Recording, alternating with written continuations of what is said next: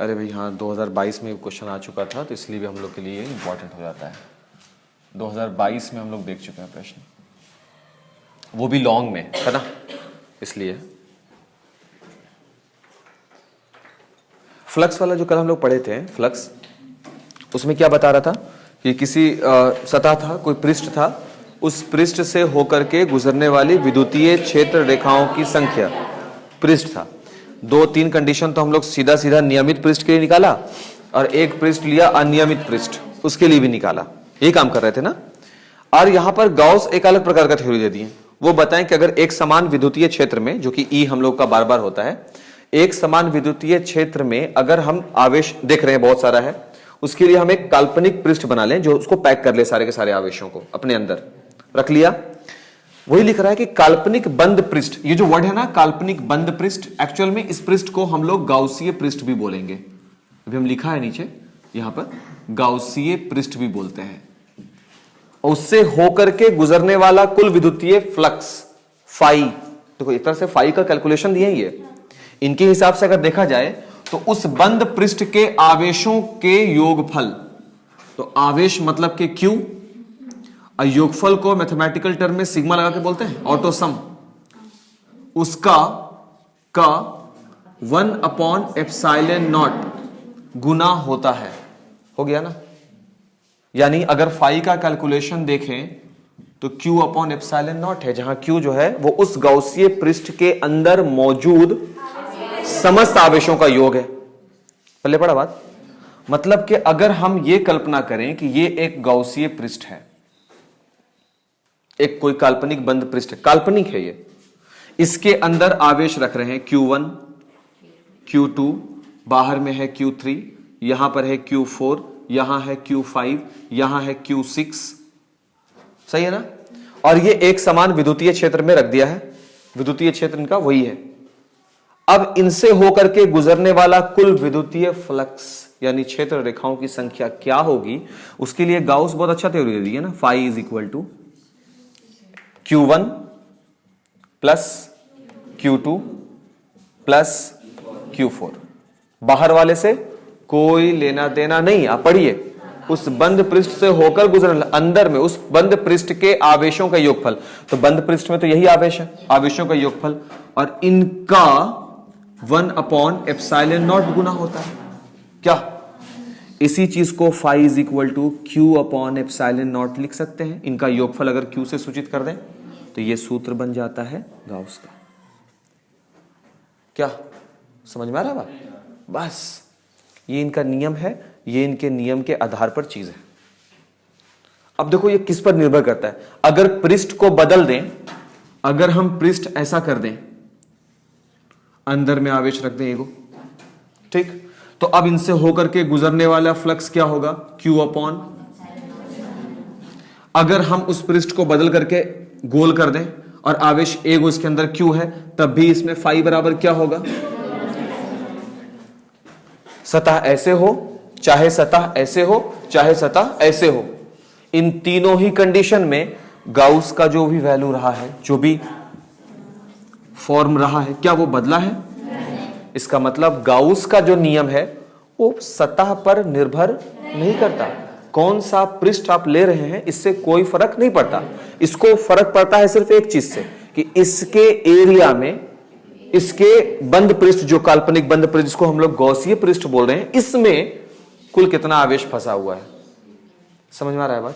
इसको इस बात से भी फर्क नहीं पड़ता। देखो पहले तो एक कारण हम ये देंगे कि गाउस का जो, ये वाला बात लिखने के बाद हम ये कह सकते हैं ना कि गाउस का जो नियम है वो किसी पृष्ठ के अलग अलग शेप पर निर्भर, आकार पर निर्भर नहीं करता। एक बात तो पता चला ना। इसको हम लिखवा देते हैं, पहले लिखिए। ये जो चीज है बाबू, इसको क्या बोलेंगे? गाउसीय पृष्ठ, है ना। काल्पनिक बंद पृष्ठ, जिसका एक और नाम अभी भी हमको पता चल चुका है, गाउसीय पृष्ठ, है ना बाबू। ठीक, ये हो गया। ये तो अंदर में पृष्ठ के अंदर का आवेश है। अच्छा, ε0 जानते हो ना, ε0 बराबर क्या होता है? 12 और मात्रक न्यूटन इनवर्स मीटर और सही है ना। बाकी लोग ऐसे खाली मुंह चला रहे थे ऐसे, हाँ हाँ कि हमको भी आता है, हमको भी आता है, हमको भी आता है, झूठ का। कर लिए वो चीज। चलो नीचे लिखो, ये हो गया ना, यहाँ हो गया, आगे लिखे। अच्छा ये सब लिख लो, डिजाइन बना लो पहले, उसके बाद क्या वो ये वाला वो हाँ लिख लेना है। फॉर्मूला जब जब ब्रेक हो ना, ये सब चीज कर लेना चाहिए, ठीक। क्योंकि कॉपी में तो जब तुम लिख रहे होगे एग्जाम में, तो ये थोड़ी ना बोलोगे कि पहले पेज में हम लिखे थे कॉपी में, है ना। वहां तो अब गाउस का नियम लिख रहे होंगे, तो आपको गाउस के नियम को अच्छे से एक्सप्लेन करना होगा, बस हो गया।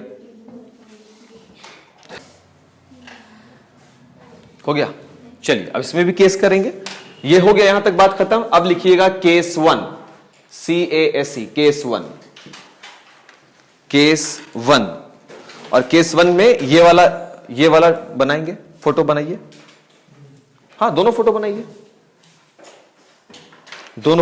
केस 1 में।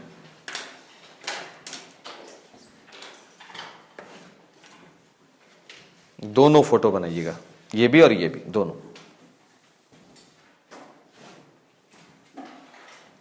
आवेश को रख दीजिएगा अंदर में और रिजल्ट लिख लीजिएगा।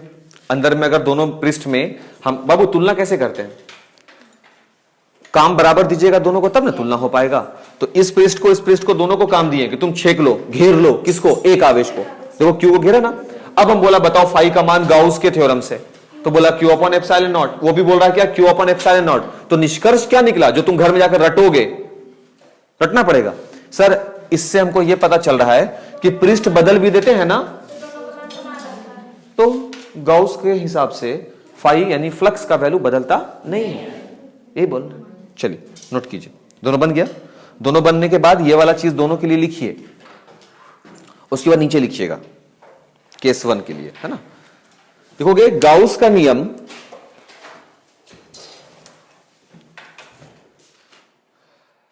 केस नंबर 2, देखो ध्यान से, केस नंबर 2। एक पृष्ठ ये हो गया, ठीक। इसके लिए हम आवेश को कहां रख रहे हैं, देखो बाबू यहां। इस आवेश से रेखा यहां निकली, एक रेखा यहां है, एक रेखा ऐसे है, एक रेखा से, हम ऐसे बता दिया, ठीक है। एक और बंद पृष्ठ लिया इसको, और आवेश को देखो हम कहां रख रहे हैं, यहां। इससे रेखा निकली, एक यहां, एक यहां, एक ऐसे और एक ऐसे, चारों दिशाओं में निकल गई, ठीक है। इस बात से गाउस के नियम, समझोगे बात को, इस बात से कोई फर्क नहीं पड़ता कि गाउस के नियम के लिए, कि इस बात से हमको कोई फर्क नहीं पड़ता कि बंद पृष्ठ में आवेश को कहां रखा गया है। समझ गया ना। जैसे देखो क्यों हम लोग ये सब काम करते हैं, केस स्टडी क्यों करते हैं, है ना। जब हम एक बंद पृष्ठ में आवेश को पैक किए हैं, तो सवाल तो बहुत सारा अराइज होता है ना। आवेश को बंद किए हैं, तो आवेश को क्या किनारे रखना है, आवेश को बीच में रखना है, कहां पे रखना है आवेश को। तो हम उस बात को क्लियर कर रहे हैं कि इस बात से कोई फर्क नहीं पड़ता कि आवेश उस बंद पृष्ठ के अंदर कहां पर है। ये भी गॉस के नियम में चला। इस बात से कोई फर्क नहीं पड़ता कि पृष्ठ कैसा है। समझ में आ रही है बात। चलिए लिखिए, ये वाला फोटो पहले बनाइएगा केस 2 के लिए। केस 2 के लिए फोटो बनाइए जल्दी से। केस नंबर 3 जो लास्ट केस होगा हम लोगों का, केस नंबर 3। सुनो बाबू ध्यान से बात को। सर यहां पर आप इसका तो नाम ले लिए, इसको एकदम सिरे से आप क्या कर दिए, इग्नोर, सीधे इग्नोर कर दिए ना। अब इसका जवाब दीजिए, आप इसको इग्नोर कर दिए, क्या इसका कोई प्रभाव पड़ता है या नहीं पड़ता, ये बताएं। तो गाउस के नियम में कहीं पर भी इनका तो जिक्र भी नहीं है, उसको समझा दीजिए। तो बाबू मान लो यहां से चला क्षेत्र रेखा ऐसे, यहां से चला ऐसे, मान रहे हैं, मानने के लिए हम कहा है ना, इधर से चला है, होने से होने हो गया। ये बोल रहा है बाहर वाले, अभी तो देखो इसको गौर से देखो, इस पृष्ठ से हम क्या देखेंगे, पृष्ठ से तो बाहर आ रही है ना। जबकि नियम क्या बोल रहा था, नियम ये कह रहा है कि बंद पृष्ठ से ही होकर के क्षेत्र रेखाएं निकलेंगी। उसकी संख्या को काउंट करने के लिए आप फाई बराबर क्यू अपॉन एप्सिलॉन नॉट कर लीजिए, जहां पर क्यू क्या है, अंदर में मौजूद आवेश। मान लेते हैं इससे एक क्षेत्र रेखा निकला, इससे एक और इससे एक, मान रहे हैं, ठीक है ना। अब ऐसे क्यों निकला वैसे क्यों नहीं, बस मानने पर है। तो 3 गो होना चाहिए, इसके वजह से 3 2 5 हो गए। और अभी हम क्या लिखवा रहे हैं आपको, कि अंदर में बंद पृष्ठ के अंदर मौजूद कुल आवेशों की संख्या Q अपॉन एप्सिलॉन नॉट, ये बता रहे ना। तो ये तो प्रभाव दे रहा है यहां पर। इस बात का सर आप खंडन कैसे कीजिएगा कि प्रभाव देता है कि नहीं देता, है ना। तो बाबू इसके लिए कल फ्लक्स में हम पढ़ाए थे आगत एंड निर्गत, पढ़े हैं। प्लस से बाहर निकल रहा था, याद है। ये इसको क्या बोला गया था, प्लस, और माइनस अगर होता है तो उसके, है ना बाबू, वो किस में होता है, माइनस। अब समझो ये निकल गया, यानी कि ये दोनों हो गया प्लस में, +1 एंड +1। ये आ रहा है -1 एंड -1, खत्म हो गया। नहीं समझ में आया, कुछ नहीं और कुछ नहीं। इसमें पता नहीं समझने जैसा क्या है। इसको मान लो गोला, ये दोनों आने वाली हो गई। आगत जिसको बोल रहे थे कल, पढ़े हो, आगत का वैल्यू किस में होता है, नेगेटिव। तो मान लो ये -1 तो ये -1, दो गो आ रही है, दो गो निकल रही है,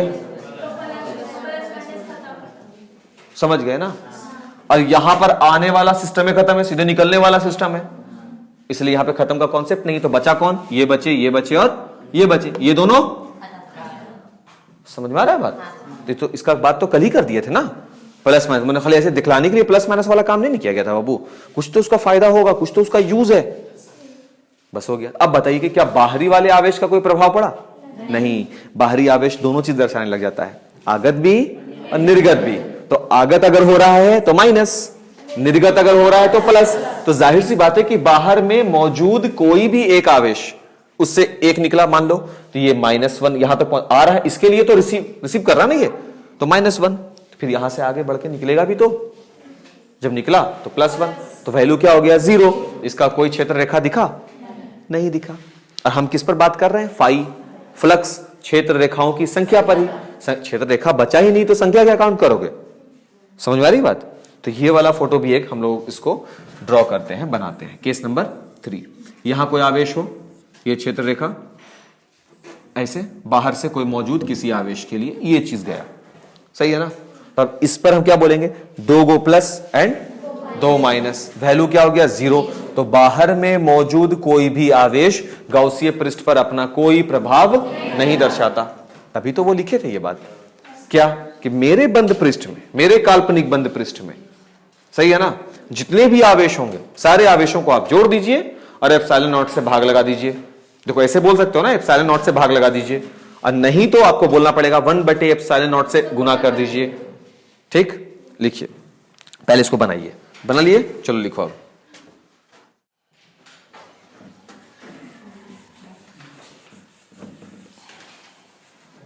चलो बाबू सत्यापन की ओर चलते हैं और आराम से समझते हैं, ठीक है ना। हड़बड़ाओगे तो कुछ नहीं समझ में आएगा, इसलिए ध्यान से सत्यापन। तो गाउस के नियम के लिए जो हमको ध्यान रखना है बाबू, वो ये ध्यान रखना है कि फाई जो होगा वो क्या होगा, Q अपॉन एप्सिलॉन नॉट होगा। क्लियर हो गया बात, है ना। अच्छा, एक पृष्ठ लिया है एकदम गोल, है ना, इसको हम क्या बोल दिए, एस्फेयर, गोला। देखो वृत्त नहीं है बाबू, ये वृत्त होता तो हम सर्कल लिखते ना, एस्फेयर, गोला। और गोला जो होता है वो वृत्त का 3D फॉर्म बना हुआ होता है ना, जैसे फुटबॉल हो गया, क्रिकेट का गेंद, या ग्लोब जो अपना कल देख भी रहे थे, ग्लोब। अभी हमको लगता है जरूरत पड़ भी जाएगा उसका, खैर। अब इससे हो करके मान लो, देखो यहां पे पहले हम एक आवेश रख रहे हैं प्लस, ठीक है ना, ध्यान से खाली समझना है चीजों को। एक आवेश रख दिया, अब ये आवेश अगर यहां है तो जानते हो प्लस से क्या होता है, दूर होता है क्षेत्र रेखा, इस प्रकार से निकल रहा होगा दूर, इस प्रकार से निकल रहा होगा दूर, इस प्रकार से निकल रहा है। एकदम आराम से समझोगे, कोशिश हम पूरा करेंगे समझाने का भाई। देखो ध्यान से, एक बात तो ये हो गया। अब इसके लिए एक पूरे सतह के लिए कुल कितनी क्षेत्र रेखाएं गुजर रही, ध्यान से खाली समझना है बात को। फाई निकालना है ना, गाउस के नियम के द्वारा हमको फाई कैलकुलेशन करना है। तो जो फाई का वैल्यू है वो क्या होगा, इससे होकर के निकलने वाली सभी पूरे क्षेत्र ना, पूरे सतह।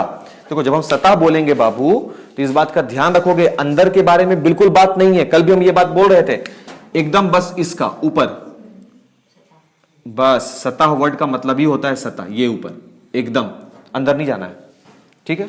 इस सतह से होकर निकलने वाला कुल क्षेत्र रेखा, उसी की संख्या हमको कैलकुलेट करनी है।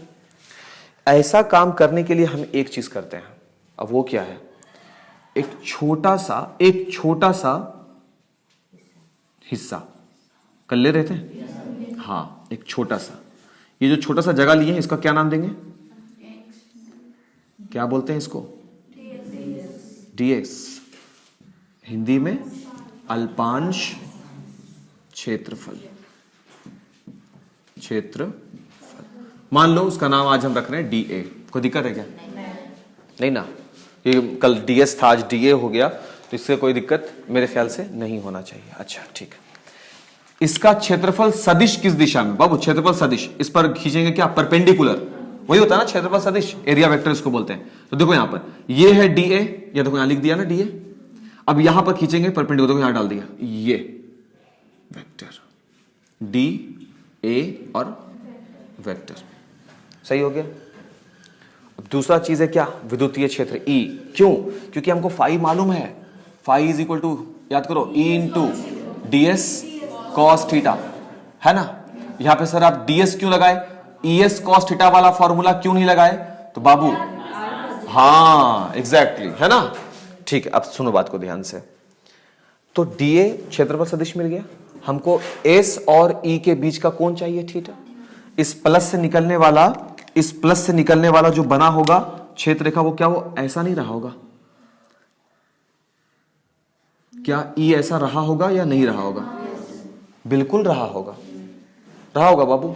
तो थीटा का मान यहां क्या हो गया है, 0 डिग्री।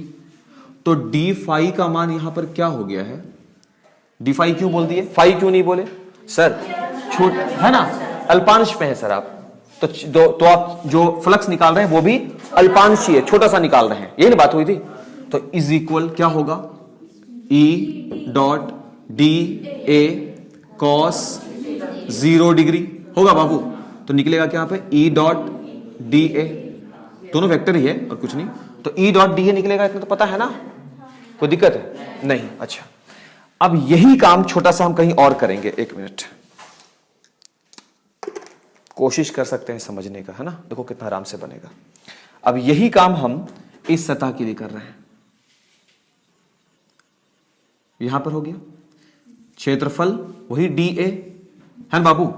अब देखो क्षेत्रफल सदिश वो क्या होगा, dA का वेक्टर, पहले पड़ा बात। और सर ये वाला इसको भूल गए क्या, स्केल से आप सीधा बना सकते हैं, ये फिर से ऐसा, समझ गया ना। ये रेड हम इसको ठीक कर दें, कहीं तुम ना ये ना कहो कि सर तो टेढ़ा हो गया, ये है ना, जो D है वही E की दिशा। फिर से थीटा क्या हो रहा है बाबू यहाँ पे, देखो बाबू मेरे कहने पे नहीं जाना है, मेरे कहने पर जाओ, तुम इसको ऐसे देख सकते हो कि प्लस Q इसके बिल्कुल अंदर में रखा हुआ है, इसके बिल्कुल बीच में अंदर में है, ठीक है। अब हम एक छोटा सा ग्रीन से ही किया ना, तो हम भी ग्रीन से करते हैं, चलो छोटा सा ले लिया ये क्षेत्र, है ना, इसका नाम क्या है छोटा सा क्षेत्र का, dA, जो आप dA देख पा रहे हो यहाँ पे। अच्छा ये ऊपर में, तो ऊपर में यहां कर देते हैं ऐसे, ठीक है, ये dA क्लियर। अब यहां पर हम परपेंडिकुलर डाल रहे हैं, जो dA वेक्टर जा रहा है वो ये dA वेक्टर, तो अंदर में जो प्लस Q बैठा हुआ है उससे E का जो वैल्यू है, क्षेत्र रेखा जो है वो भी एकदम बिल्कुल उसी के लाइन में दौड़ गया ऐसे सीधा, जिसको वेक्टर E बोल रहे हैं, दैट इज दिस, ये वाला। तो दोनों के बीच का एंगल क्या बन रहा है, थीटा 0। तो यहां से डी फाई क्यों बोला, क्योंकि सर आप बस इतने से क्षेत्र से विद्युतीय क्षेत्र रेखा निकलने की बात कर रहे हैं, तो ये एरिया छोटा सा है, इससे कितना निकलेगा, पूरा फाई नहीं निकलेगा, डी फाई निकलेगा, E डॉट डी ए निकल गया। तो सर यहां भी तो सेम केस है, तो यहां से भी अगर आप कैलकुलेट कीजिएगा डी फाई, है ना, तब क्या निकलेगा, E डॉट डी ए, भाई कॉस थीटा कॉस 0 फिर से डी। तो बाबू वही केस अगर हम यहां करेंगे तो यहां से भी निकल सकता है d phi is equal to E dot d A. इस पूरे क्षेत्र से करना शुरू करेंगे, सब जगह से डी फाई बनेगा, पूरे क्षेत्र से डी फाई बनेगा, और सभी जगह से डी फाई बराबर क्या निकलेगा, E डॉट डी ए, E डॉट डी ए, E डॉट डी ए। सबको क्या करें अब हम जोड़ेंगे। जब हम सबको जोड़ेंगे, ध्यान से देखना बाबू, जब हम सबको जोड़ेंगे, इंटीग्रेशन, देखो यहां पे संपूर्ण सतह के लिए, पूरे पृष्ठ के लिए, वो सिंबल लग गया उसमें, total d phi is equal integration of, है ना, तो integration E dot d A. अब बताइए किसको किसको तकलीफ लग रहा है? ठीक ठाक, आगे बढ़ सकते हैं। अच्छा, अभी देखो इसका वैल्यू फाई टोटल जिसको बोलते हैं, हाँ, इज इक्वल, देखो यहां पे इंटीग्रेशन किसके लिए है? ए के लिए है। ई को बाहर कर दीजिए, फिर इसका तो कोई यूज नहीं है। और डी ए, जिस तरह से इंटीग्रेशन डी एक्स का एक्स बाहर निकलता है, डी फाई का फाई बाहर निकला, उसी प्रकार से डी ए का कौन बाहर निकलेगा? ए बाहर निकलेगा। तो हम यहां से पहले रुक जाओ, एक लाइन बढ़ा ही देते हैं। डी ए होगा बाबू अंदर में, तो फाई इज इक्वल ई तो बचेगा, साथ में ए बाहर हो जाएगा। ए किसको सूचित कर रहा है? एरिया को, तभी तो डी ए छोटे से एरिया को बता रहा है। ए का मतलब संपूर्ण एरिया, तो डी ए मीन्स छोटा एरिया। इतना सा बात समझ में आता है? अच्छा, तो क्या हम ये लिख सकते हैं कि फाई इज इक्वल, ई का वैल्यू क्या होता है? ई का वैल्यू तीव्रता के क्यू अपॉन आर स्क्वायर, ये होता है ना, इनटू ए का वैल्यू क्या होता है? कैसे? काहे? हाँ, नहीं, क्यों? हाँ, अभी आपके हाथ, अभी हम अपने हाथ में क्या लिए हुए थे? ग्लोब, गोला था ना। क्या गोला की कोई त्रिज्या होगी? नहीं होगी, 100% होगी बाबू। ये केंद्र, तो जाहिर सी बात है इसकी अपनी एक त्रिज्या होगी। अगर हम कैपिटल आर से सूचित कर रहे हैं, तो यहां भी त्रिज्या को किससे सूचित करेंगे? दूरी को आर से। तो यहां भी दूरी किससे सूचित होगी? आर से। त्रिज्या नहीं होगी? बिना त्रिज्या के गोला कैसे बन गया? है ना। अब देखो बाबू, ध्यान समझो, आर स्क्वायर से आर स्क्वायर कैंसिल हो गया, सही है क्या? अभी भी देखो हमको गॉस का थ्योरी नहीं मिला। क्या है वो? Q upon epsilon not. के को ब्रेक कर दो, आंसर आ जाएगा। हाँ, कि फाई इज इक्वल के की जगह पर 1/4 पाई एप्सिलॉन नॉट, याद है? क्यू यहां पर है तो क्यू को क्यू की जगह पर रहने दीजिए, 4 पाई बचा हुआ है, 4 पाई रहने दीजिए, है ना बाबू। 4 पाई से 4 पाई कैंसिल, फाई बराबर क्यू अपॉन एप्सिलॉन नॉट। कुछ तो समझ में नहीं आया, दोबारा से बनाते हैं। अब पी करके दोबारा से बताएंगे, नहीं समझ में आया। नहीं आया होगा ना, हो ही नहीं सकता। मिस्कात